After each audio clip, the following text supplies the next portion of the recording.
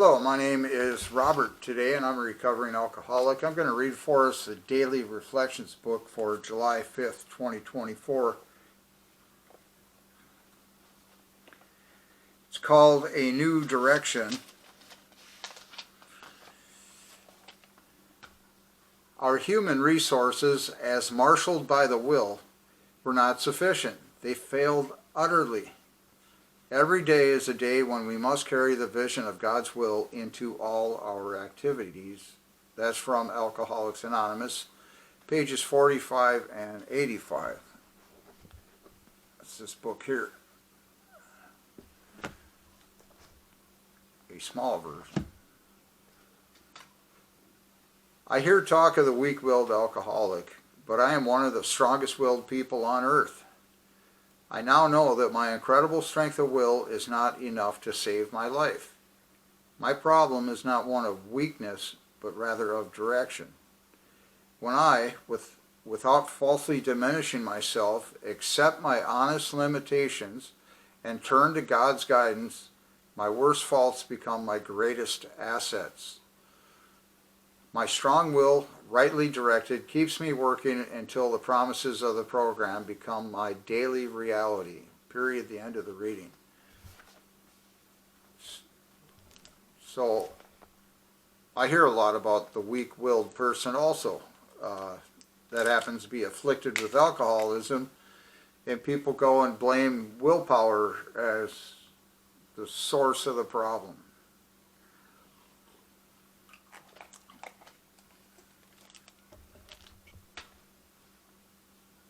Something's bugging me here.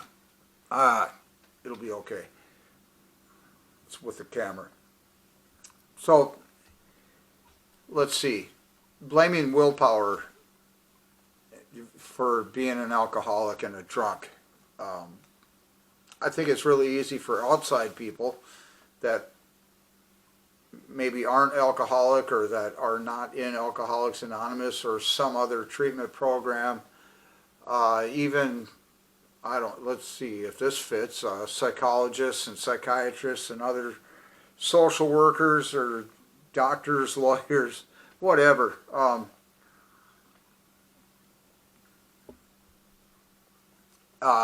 lot of times it's easy when even myself, I'll look at an alcoholic. I'm an alcoholic.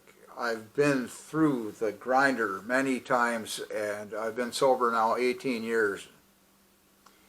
What do you think has kept me sober? Well, I think my willpower has kept me sober to some degree. Now, this thing about I've heard a lot about the weak-willed, and then if you kind of sprinkle some morality in there and what's right and wrong and this kind of thing, and discipline, it's very easy to look at the alcoholic and go, well, if you just shape up or grew up and quit being such a baby and applied some willpower here, you wouldn't keep picking up the bottle and wrecking your life like you have. Okay, so I was on the receiving end of that type of thought and, conversation. More like an order.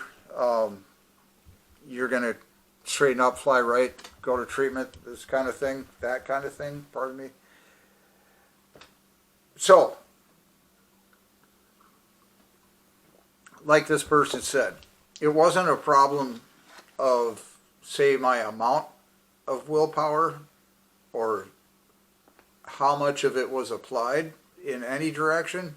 It was the direction where I put the willpower to go to work.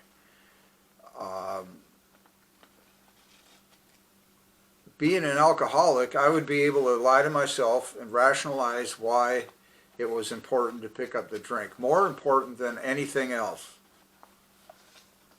So, and then I would get drunk, mission accomplished, to like the throwing up, blacking out kind of stage of drunkenness.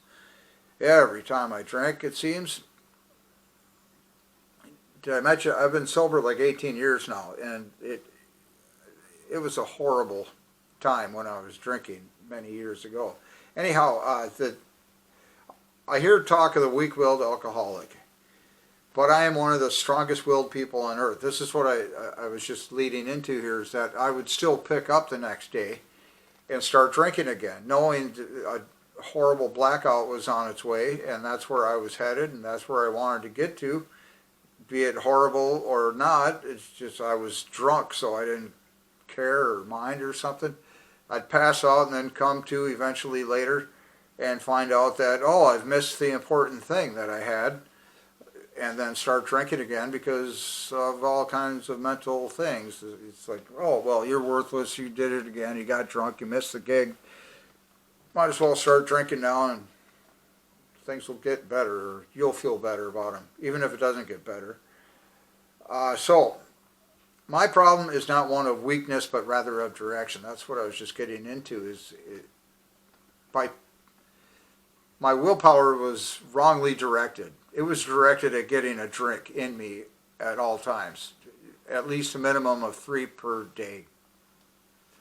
I thought my camera just gave up. It is going to give up pretty quickly here. I think I've only been talking 6 minutes, but the battery's going to die shortly. So we'll see if we can cram this all in there. When I, without falsely diminishing myself, accept my honest limitations and turn to God's guidance, my worst faults become my greatest assets. Say like this all or nothing kind of thing with alcoholism, in a sense of perfectionism, that if I can just be perfect, people won't know how twisted up and warped I am on the inside. The outward might look good, but inside I'm crazy. Or, you know, at least whatever. I'm just really thinking not clear because I'm drunk all the time, or I was drunk all the time. So my strong will, rightly directed, keeps me working until the promises of the program become my daily reality. Part of this program, as indicated here in the Alcoholics Anonymous Big Book, the handbook, the guidebook, the Bible of AA, I'm a huge fan of things like, if you can't find it in here, then you should really think twice about the source that you just heard that from, and if it's really going to work. So there's at least enough information in this book. Let me put it this way. There was at least enough information in this book, and way over that amount, to get me sober if I just applied what's in here to my life, using all this incredible amounts of willpower or whatever. So I haven't done one of these videos in a while, so I'm kind of lost here at the moment. Where was I? Oh, having the several drinks a day, the willpower would go and pick that up regardless of how hungover I was and bad feeling. Because I'm an alcoholic. I'd get the drink back in me, I'd start to feel the effects, and then I would keep drinking regardless of upcoming circumstances. And I don't know for sure what, well, here's the thing. What it says in the Big Book, this is where I was getting to, is the compulsion, just compelled beyond logic, knowing that I have some serious responsibilities coming up, say in the next 12 hours, and I'm still just going to go ahead and drink. I'll have a couple, 2. What's that going to hurt? And then, of course, being the alcoholic that I am, the 2 would turn into 4, the 4 would turn into 5, 6, 7, 8, whatever, 10, 11, 12. And then, you know, so this upcoming event would happen and I wouldn't be available, or at least not in any kind of shape to do any good. And there's been a lot of those things in my lifetime, at least during the time I was drinking. I let it rob me of so much stuff. So, what is one to do? Step 3. What's that say? Make a decision to turn your life and will over to the care of God as you understand Him. That's close enough. So I understand steps 1 and 2. I'm an alcoholic. I admit that. I know that's the problem. Step 2, came to believe that a power greater than myself could restore me to sanity. Got that one down. Then step 3, made a decision to turn my life and will over to the care of God as I understood Him. All 3 of those steps took me a long time to get at them at the meeting, and to follow them and use them as guidance and apply them in my life. So I'm not saying this is a 1, 2, 3 super easy kind of thing to do. I had to upheave and move over a lot of different misconceptions I had about faith. Anyhow, a new direction, plenty of willpower to follow the program as listed here. When I made that decision to turn my life and will over to a power greater than myself, I'll put it that way, the compulsion was lifted. I didn't feel like I had to have a drink. I was able to be comfortable in my own skin and get through the day without a drink. I'm going to stop here, and I'll get back with you, and I'll come back maybe in a bit. While I'm stopping here, the next video should be July 6th. So thank you. Goodbye.